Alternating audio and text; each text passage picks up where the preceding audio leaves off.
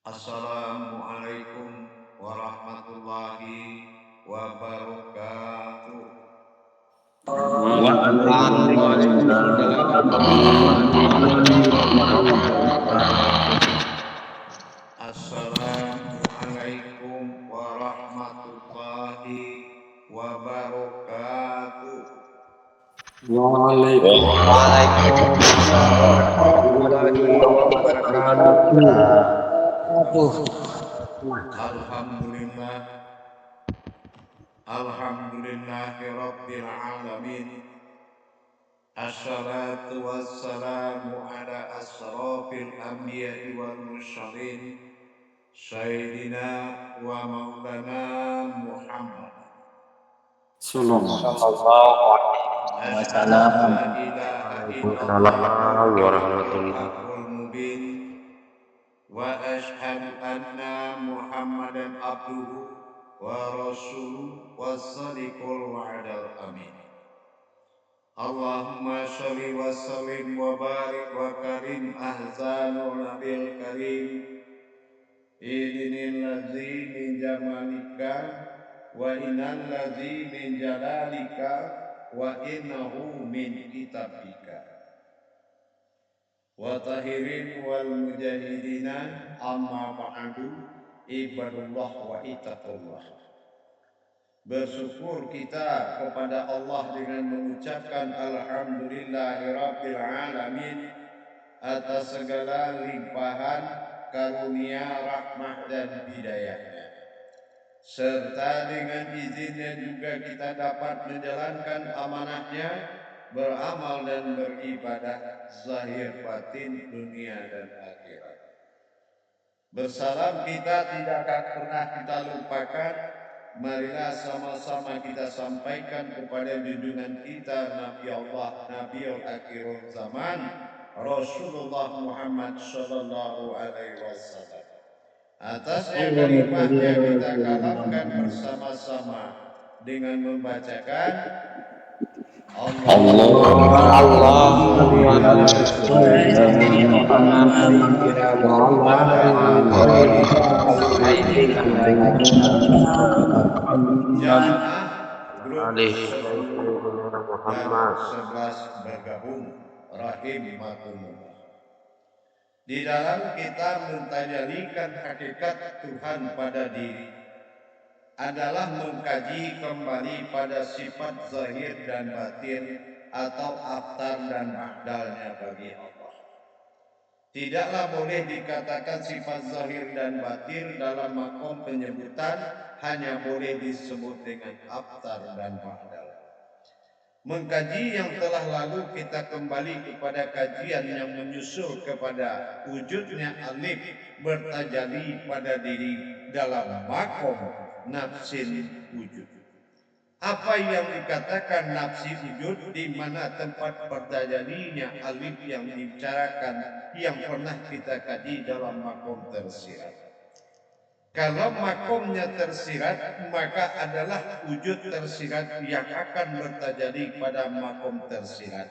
Tentunya harus ada tempat bertajalinya pada diri kita. Di sini kita akan melihat kerahasiaan yang mana huruf lam yang ada di dalam Al-Quran disebut lam jalalah, adalah bahasa Al-Quran yang disebut dengan huruf lam alif. Kenapa dia dinamakan huruf lam alif sementara alifnya tidak kelihatan?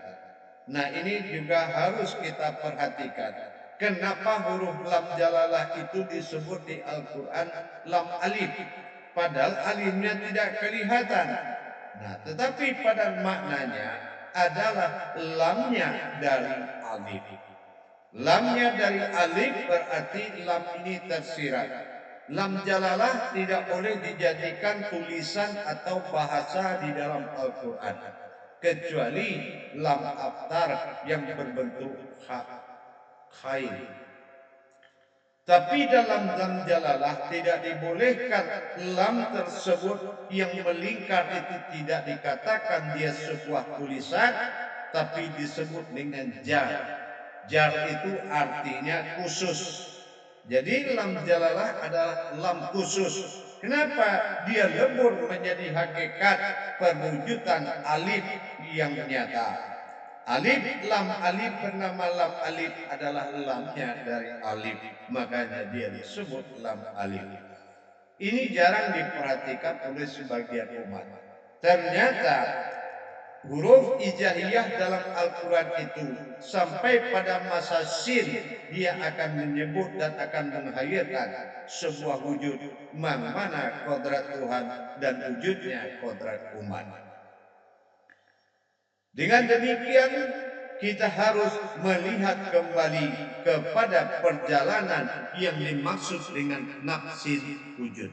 Nafsi wujud itu adalah suatu kodrat yang ditajalikan kepada sebuah ayat. Ditajalikan sebuah ayat bagaimana lam alif itu mentajalikan alif tersirat itu kepada wujud kita. Di mana letak makom? Lam alif itu adalah makom. Dia yang menerima alif. Kalau tidak lam alif ini ada atau dikatakan alam baitullah, tidak akan mungkin bisa dia berdiri atau dia masuk kalau lam alif itu tidak ada. Lam alif inilah yang akan dikatakan sebuah wujud daripada kodratnya atau dikatakan dengan sifat makom. Gaibnya alif tersirat dan goibnya lam alif tersirat. Nah, perjalanan tajalli inilah yang dikatakan dengan ghairullah. Ghairullah adalah perjalanan tajalli sifat Allah dalam diri. Bagaimana dia bertajalli, kemana dia masuk. Kalau dia turun akan menembus hati berlobang. Kalau dia naik akan menembus ubun-ubun yang berlobang. Ini menghadirkan dua sifat. Apabila dia naik, dia akan menjadi abtar zahir, sembahan dari sekalian alam. Apabila dia turun menembus ulu hati sehingga kalbi itu berlobang, maka dia mewujudkan di situ ketuhanan pada manusia, bukan pada sekalian alam atau disebut dengan ilahinas. Maka dengan tajalli inilah dia akan jalalah. Maka Allah katakan, aku adalah alif, ya, aku adalah alif, masukku kepada lam jalalah. Inilah sengaja aku lenyap di dalamnya. Ini ghairullah. Masuk aku ke alam lam jalalah, aku akan lenyap. Dan apabila aku hilang, aku ada dalam kalimat la ilaha illallah. Nah, ini pentajalian ini benar-benar dia masuk ke alam jalalah, dia lenyap. Dan dia keluar di makom la ilaha illallah, maka dia akan hilang. Nah, ini kita harus benar-benar mendapatkan kodrat tersebut. Dan pentajalian ini bagaimana dia masuk dan bagaimana dia keluar itu akan memiliki usuli khusus. Ya, ini usuli khusus yang suatu saat akan kita ambil usuli khusus itu. Tapi saat ini kita harus melihat dulu fungsi dan sebagai apa lam jalalah itu didiri, sebagai apa nanti alif itu akan berwujud. Nah, ini akan benar-benar harus kita pelajari. Jamaah yang dirahmati Allah rahimakumullah. Dengan adanya sifat ghairullah, ya, ghairullah ini atau ghairullah ini atau goibnya Allah ini adalah tajalli sifat di dalam diri kita. Begitu dia masuk kepada lam jalalah, dia akan lebur di situ dan dia akan mewujud kembali kepada sekalian alam dan akan abtar menjadi sembahan dari sekalian alam. Dan apabila dia tidak abtar, maka ba'dal dia menuju ketuhanan manusia. Kalau dia mewujud ketuhanan dari sekalian alam. Inilah yang harus kita pahami. Di mana lam jalalah atau dikatakan lam alif itu berada. Berarti dua-duanya goib. Nah, kalau kita pertemukan nanti yang goib ini seperti apa jadinya? Nah, kita akan lihat di papan tulis. Seperti apa kalau kedua-duanya? Lam alif dengan alif itu sendiri. Nah, coba kita pertemukan. Seperti apa wujud jadinya? Insya Allah. Silakan melihat ke papan tulis. Dan bagi yang mencatat, silakan dicatat. Dan jangan lupa di screenshot nanti hasilnya ya. Jangan lupa di screenshot ya jemaah. Jangan lupa di screenshot. Baik. Coba semua apa sudah melihat di layar OP-nya papan tulis?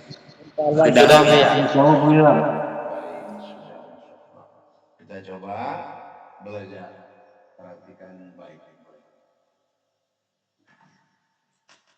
Kodrat alif yang kita bahas sebelumnya ini, kita benar-benar sudah memahami ya. Ini kodrat alif yang sudah kita pelajari, yang mana tidak akan dibahas lagi. Kodrat ini adalah himpunan dari seluruh hakikat ya. Sekarang kita lihat kalau alif ini kita pertemukan kepada lam alif ya, yang itu yang mengaku bernama lam alif ya. Nah, di sini kita lihat bahwasanya dipertemukan antara alif dengan lam. Nah, ini lam alif dinamakan lam alif ya.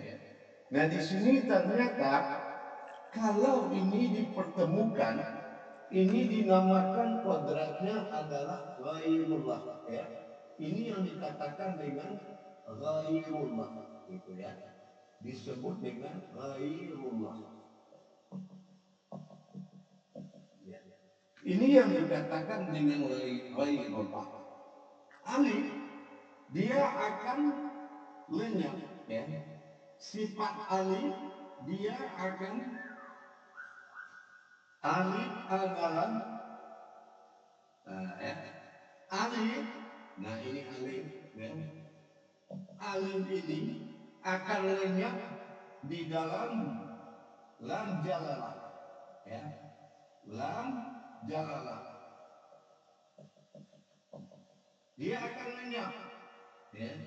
Tersirat, ini tersirat, alif tersirat akan lenyap di dalam lam jalalah.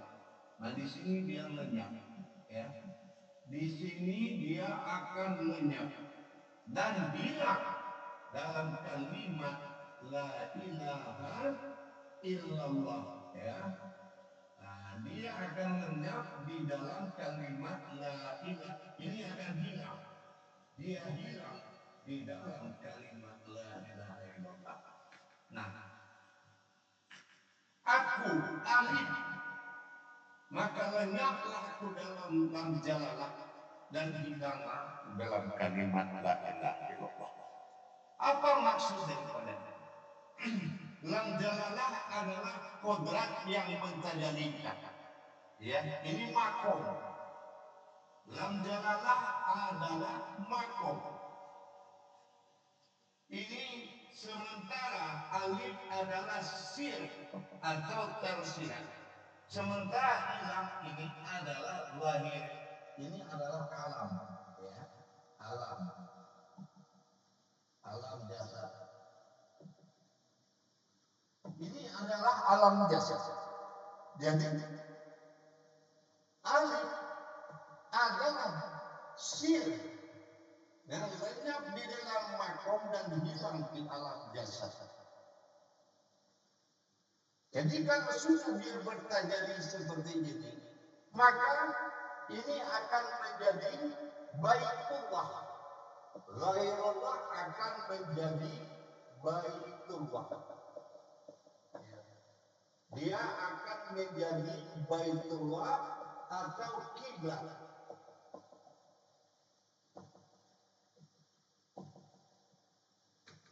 Atau disebut dengan kiblat.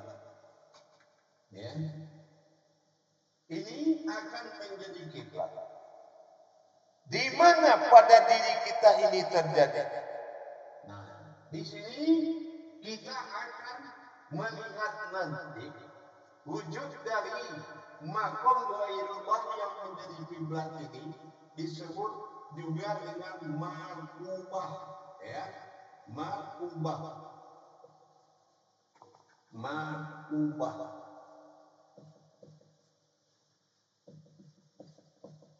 Atau dikatakan dengan jantung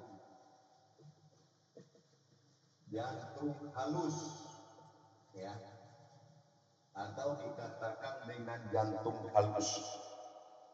Nah, dia dinamakan dengan jantung halus. Sir, nah ini, makanya dia akan menjadi batin. Nah, disinilah munculnya kodrat ba, ya. Disinilah munculnya kodrat ba yang akan menjadi makom, ya. Nah, dan menjadi makom. Disinilah akan muncul sebuah kodrat wujud.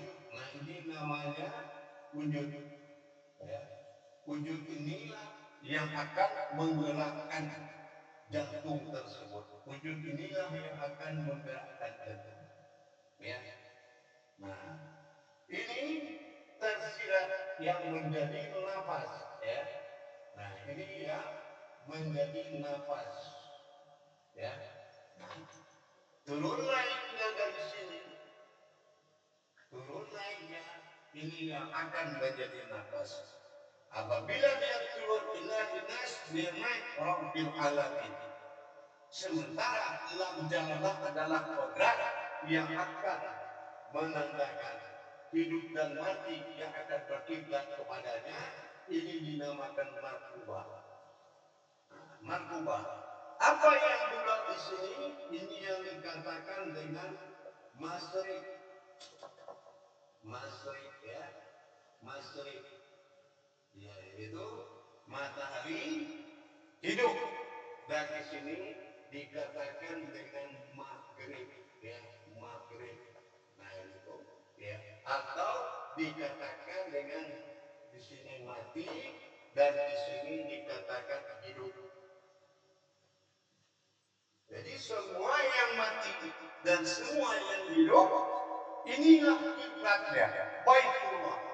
Dan di sinilah dia akan menzohir nanti pada afdal dan akan berkodrat pada badal, sembahan diri. Nah, ini nanti dikajinya.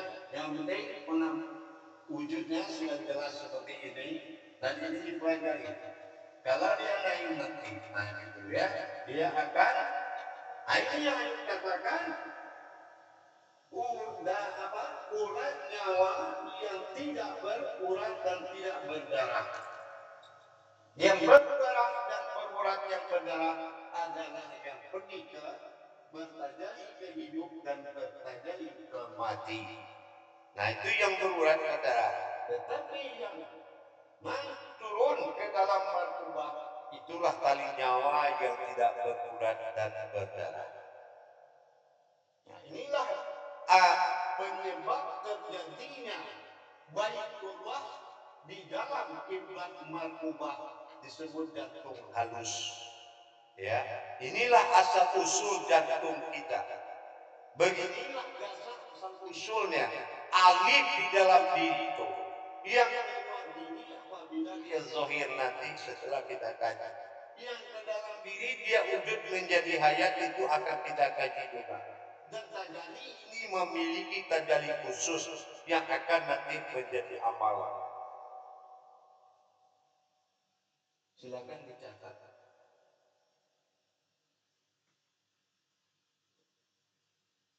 Dicatat dengan rapi. Nah, ini akan terus dihafal. Jadi gambar yang pertama disusul ini, yang kedua ya dari pelajaran alif dibagi 6 tanpa 17 menjadi sifat. Sekarang sudah terjadi alif itu. Alif awal sudah kita kaji dan dia alif bertajali ke dalam diri yang tersirat itu diterima oleh lam jalalah yang tersirat. Lam jalalah menjadi urat jantung, urat hidup dan mati. Makanya dia tidak boleh jadi tulisan karena dia sebuah penghulu hidup. ya, yang tidak boleh menjadi tulisan bacaan dalam Al-Quran. Silakan dicatat dulu dan disimpan catatannya, ya, disimpan. Nah, jangan sampai catatannya hilang. Sudah kira-kira di screenshot? Jamaah sudah di screenshot atau dicatat dulu, silakan. Sudah, Buya. Sudah. Allah. Nah, baik. Kita akan coba bermuzakarah. Kita coba melakukan muzakarahnya. Baik jamaah sekalian, kita lakukan muzakarah.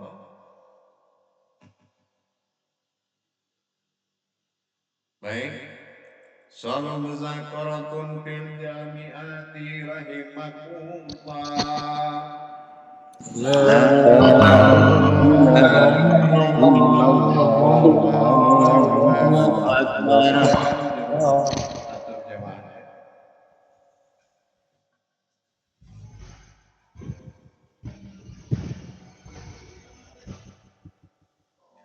Silakan juru tablik.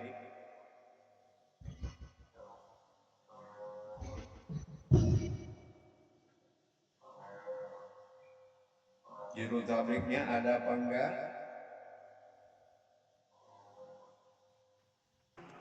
Pak Utari mana? Silakan dimulai pertanyaan. Pak Utarinya Pak Imam mana, Pak Imam? Maaf, kita ada live YouTube. Silakan. Silakan langsung aja bertanya. Cepat. Ya. Assalamualaikum warahmatullahi wabarakatuh, Buya. Waalaikumsalam warahmatullahi wabarakatuh. Yang lain tidak bertanya, matikan audio. Semoga Buya sehat selalu, Buya. Insyaallah. Amin. Ya. Alhamdulillah, Buya. Kaji alif yang kedua nih, Buya. Yang masuk ke dalam makom lam jalalah atau lam alif. Nah, waktu yang pertama tadi alif terbagi menjadi dua dalam, yaitu johir dan batin. Yang johirnya kan ada abtar dan ba'dal. Nah, di sini kan muncul huruf ba di dalam lam alif itu, yang mana apakah dikatakan ba, yang ba ini karena dia itu bersifat yang menggerakkan, menghidup, berarti kan dia yang memberi hayat, berarti dia jatuhnya kepada ba'dal, Buya. Apa begitu, Buya? Ba itu bukan dia pemberi hayat. Ba itu menjadi markubah. Oh, ya, menjadi markubah. Markubah alam batin. Nah, lam jalal dia mentajalikan, ya, karena mentajalikan adalah suatu kodrat, maka lam jalalah ini disebut lam alif, lam yang tersirat juga, gitu. Jadi ba ini adalah kodratnya sebuah makom yang disebut dengan alam markubah, ya, markubah atau kiblat. Nah, Baitullah itu kiblat. Baitullah, nah itu kiblat itu. Kiblat apa? Tempat kodrat yang disembah. Karena apabila dia telah menzahir, dia akan menjadi kodrat yang disembah oleh sekalian alam. Gitu. Jadi itu yang dinamakan ghairullah.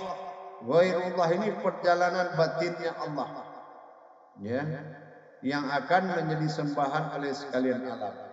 Tapi yang wujud pada dalam diri sendiri akan muncul pada sifat wujud pada Baitullah, yaitu sir.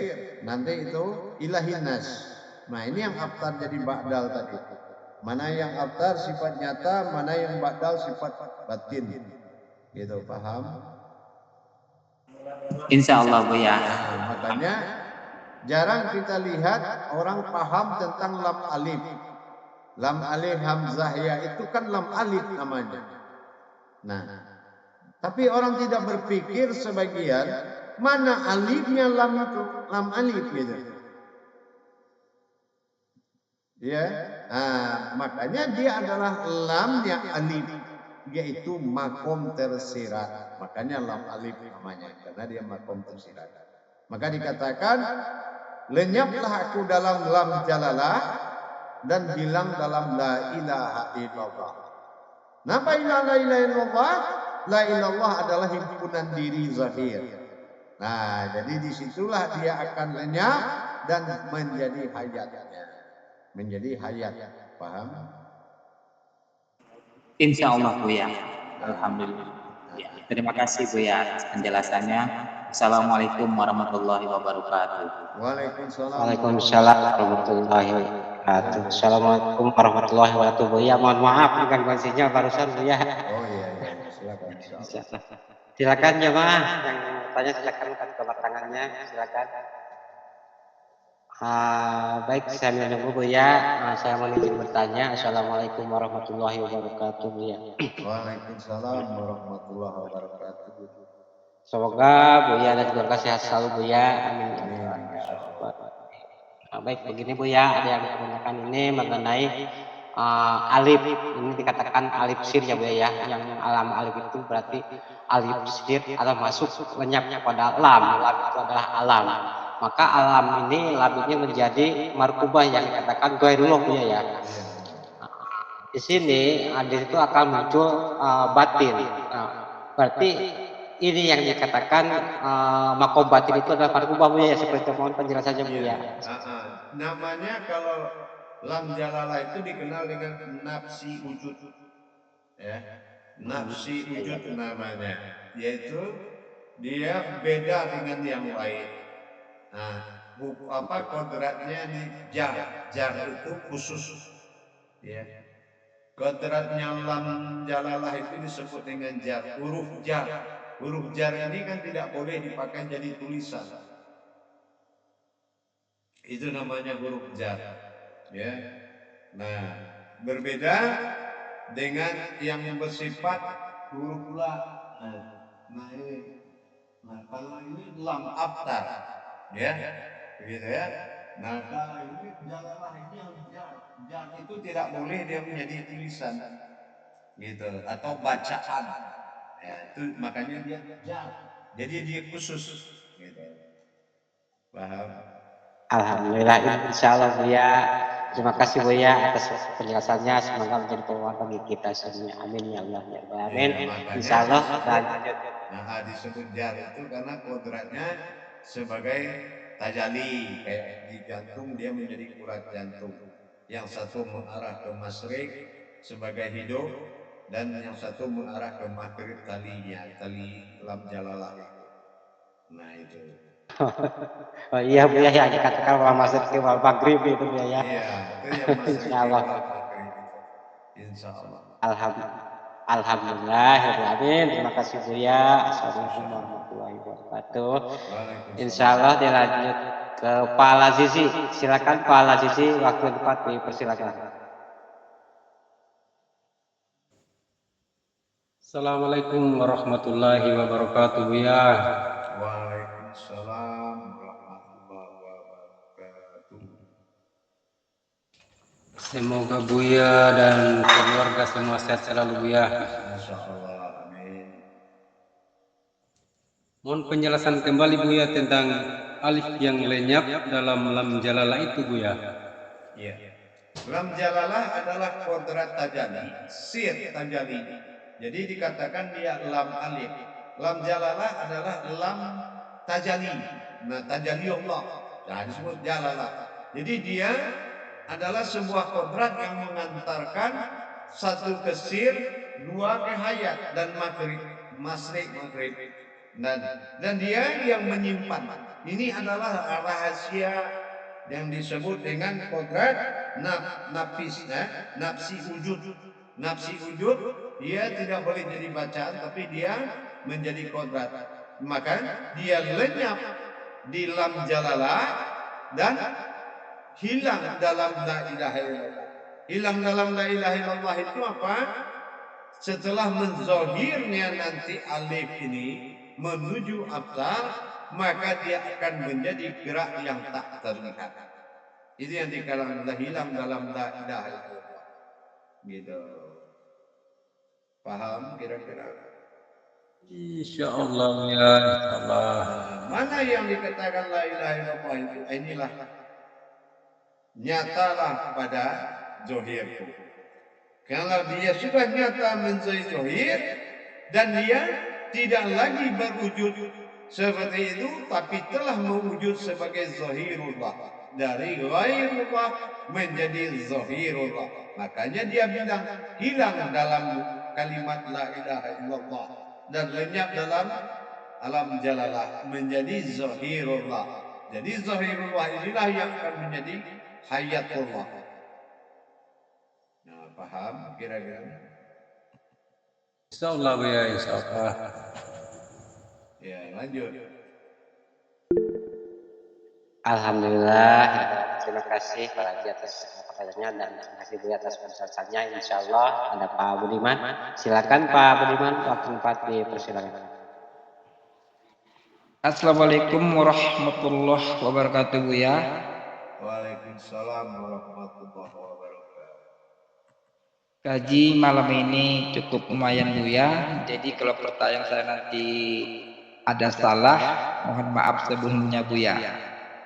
Insyaallah. Nah, yang mau saya tanyakan Buya, kalau alif masuk ke lam jalalah, dia akan hilang dan lenyap dalam kalimat la ilaha illallah. Yang mau saya tanyakan Buya sekaligus mohon penjelasannya, macam mana proses alif bisa masuk ke lam jalalah dan bisa hilang dan lenyap. Mohon penjelasannya Buya. Ya, baik. Lam jalalah adalah sebuah makom yang mana dia menjadi gerak. Kalau dia sudah menjadi gerak, maka gerak ini akan menjadi bentuk. Bentuk ini yang dikatakan la ilaha illallah. Inilah af'al. Af'al itu disebut hayat. Makanya dia hilang di dalam la ilaha illallah karena sudah menjadi hayat. Nah, begitu. Af'al menjadi gerak. Gerak inilah yang dikatakan hayat. Hayat itu adalah jasad. Ini yang dikatakan la ilaha illallah. Hilang dalam la ilaha illallah karena sudah menzohir pada abdal. Nah, cuma kalau untuk tajalinya itu nanti ya. Paham? Insyaallah Buya. Kemudian sedikit lagi Buya. Kalau tadi yang saya tanyakan proses masuknya alif ke lam jalalah, apakah alif itu juga bisa kembali untuk keluar dari lam jalalah Buya?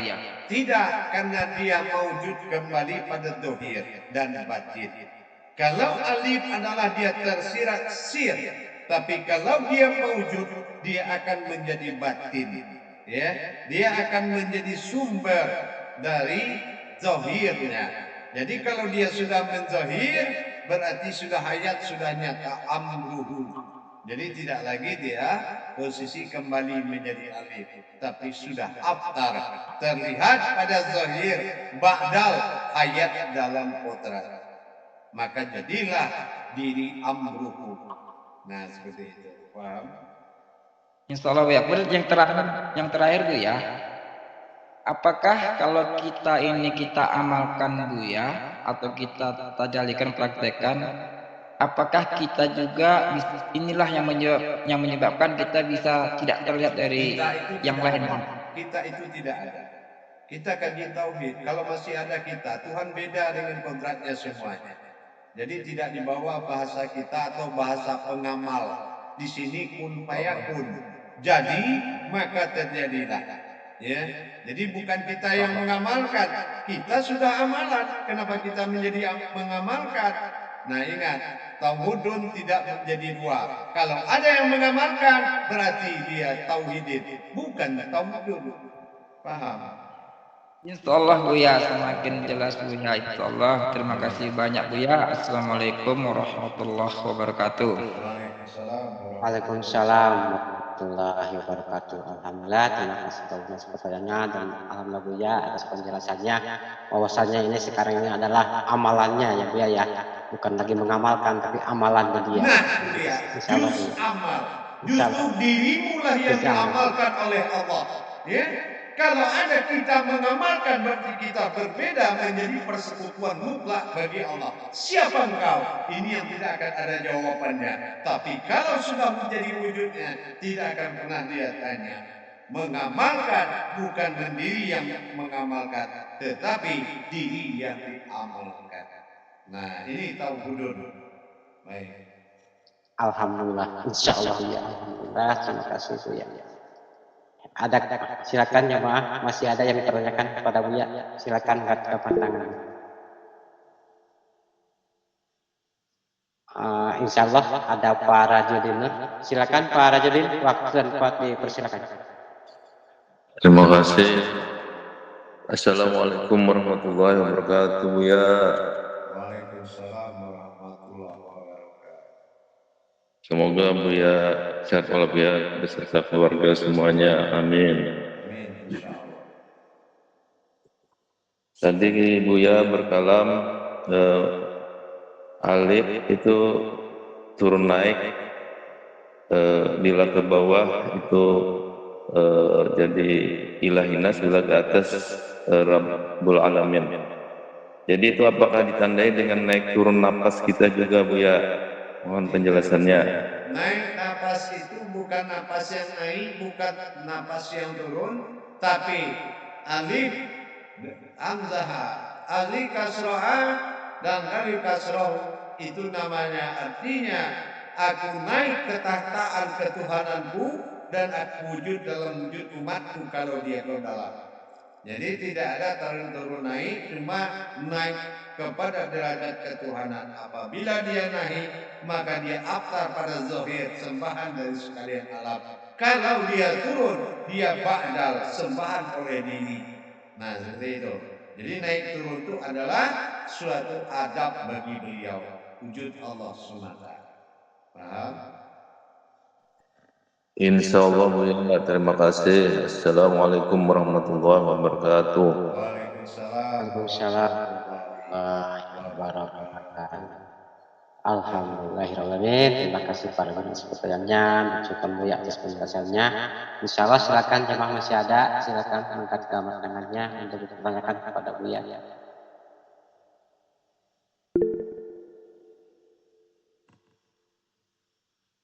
Insya Allah ada Pak Tri, silakan Pak Tri, waktu tempat dipersilakan. Assalamualaikum warahmatullahi wabarakatuh Buya. Waalaikumsalam warahmatullahi wabarakatuh. Ya Buya dan keluarga senantiasa sehat walafiat Buya. Insyaallah, amin insyaallah. Kembali penjelasannya Buya, tadi disebutkan tentang ghairullah, yaitu menjadi kiblat Baitullah. Yang saya tanyakan itu perjalanan batin Allah maksudnya seperti apa Buya? Ya. Proses tajalinya sampai menjadi zahir dan batin, zahir sembahan daripada Rabbil Alamin dan batin menjadi wujud sembahan wujud manusia ilahinas. Ini namanya ghairullah atau perjalanan sifat bagi Allah. Karena sifat itulah yang ditunjuknya pada zat untuk menjadi ketuhanan bagi dirinya, dan dirinya sendiri ketunggalan yang akan menjadi sembahan dari sifatnya sendiri. Sifat yang disuruh menjadi Tuhan pada zatnya Allah dan diberikan fasilitas ketuhanan wujud manusia langsung pada wahidnya. Itu yang dinamakan ghairullah. Gitu perjalanannya. Paham? Insya Allah Buya.